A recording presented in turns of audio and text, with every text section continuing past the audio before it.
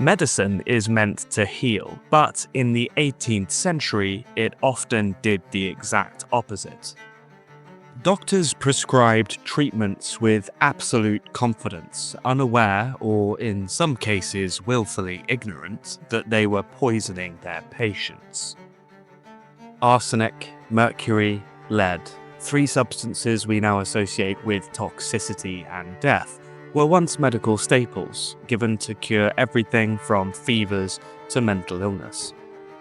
The consequences of such treatments resulted in prolonged suffering, irreversible damage, and slow, agonizing deaths for patients. Today, we uncover how these so-called cures wreaked havoc on human health during the 18th century, affecting everyone from commoners to kings alike. This is Raw History.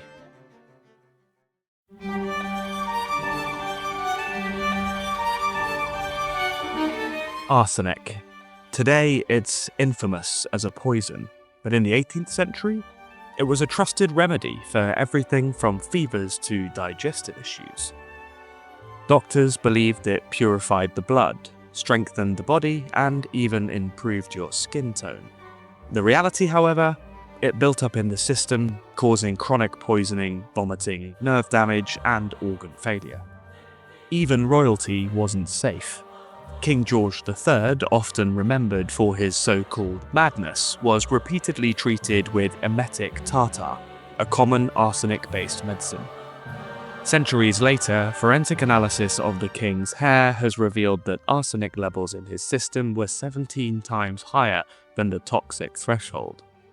Was his madness the result of an illness or slow arsenic poisoning at the hand of his physicians?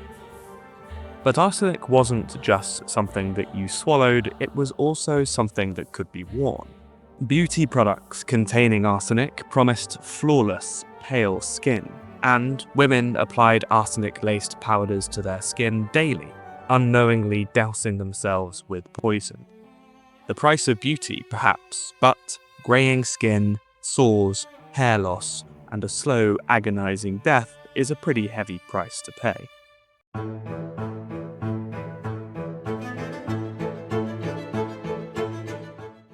If arsenic was a slow killer, mercury then was an unstoppable force, destroying minds and bodies alike in rapid succession. For centuries, mercury was the primary treatment for syphilis. Patients inhaled mercury vapors, swallowed mercury-laced pills, or rubbed mercury ointments directly onto their skin. The symptoms were, of course, brutal: uncontrollable shaking, memory loss, kidney failure, and in many cases, complete and total insanity. The phrase, "mad as a hatter," might spring to mind. That phrase, of course, comes from hat makers who were exposed to mercury daily through the production of their hats. And mercury wasn't just for syphilis or hatters. So-called blue mass pills packed with mercury were prescribed for everything: constipation, depression, and nervous disorders. Even Abraham Lincoln took them before realizing they caused him violent mood swings.